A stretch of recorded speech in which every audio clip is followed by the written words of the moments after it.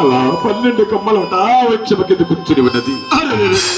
ఆ వృక్షము పైన పుచ్చకాయ గుళ్ళు చేసుకుని 2 దేవతా పక్షుల నివాసం ఉంటూ ఉన్నాయి.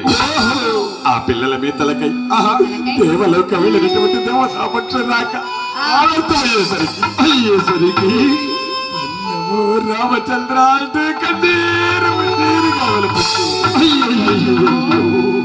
అలా విలపిస్తున్నటువంటి ఆ సమయమున ఆ కన్నీటి బిందువు వచ్చి రతనాల రంగము మీద పడ్డదట. అది చూసినటువంటి రంగమదేవి తన భర్త గారి వద్దకు వచ్చి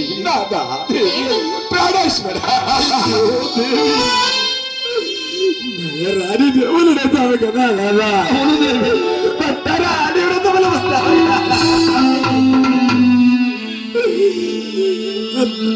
మనకి తట్టారు కలగలేదయ్యా. దేవి అదిగో ఆ నోరు లేని పక్షి పిల్లలు చూడు రాదా. పిల్ల పాపలతో ఎంత ముద్దుగా ఉన్నాయో. అవును దేవి, అవి తీసుకుని వచ్చి నా చేతికి రాదా. ఓ దేవి అడ్డు ఉండగా ఆ మాటలు వినేటువంటి శివరామయ్య గారు చెట్టు పైకి ఎక్కపరాకి పక్షి పిల్లలు తీసుకుని వచ్చి రతనాల రంగమ్మదేవి చేతికి ఇచ్చాడట. ఓహో, అది చూసినటువంటి రంగమ్మదేవి ఆ పక్షి పిల్లలతో ఆడి పాడి ఈ విధముగా పళ్ళు పలహారములు భుజింపజేస్తూ ఉన్నదయ్యా. ఈ విధముగా అయ్యా పళ్ళు పలహారం భోజించాలయ్యా.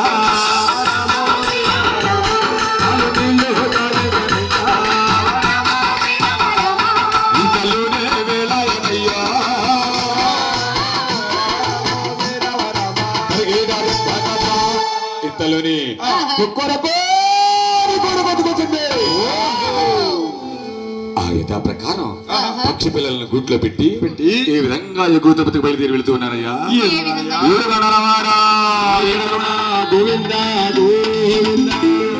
ముందు తిన్న బాలుడు మంగాపురికి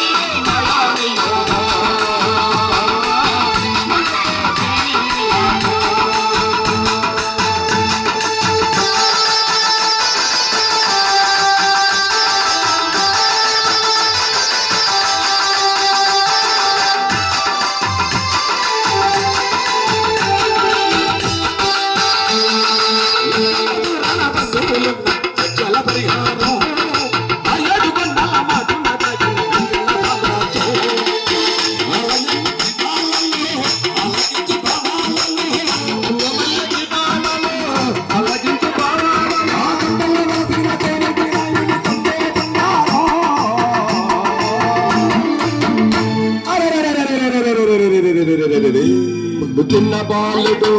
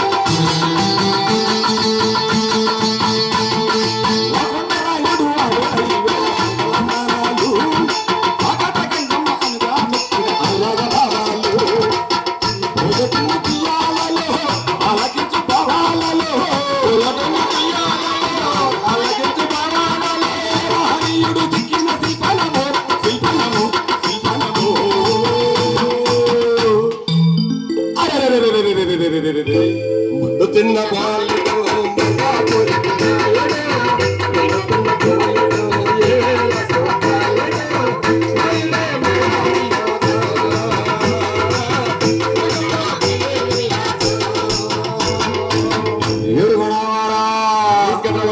గోవింద గోవింద ఆ విధంగా దిగువ తిరుపతికి చేరుకున్నారట కొల్లవారు.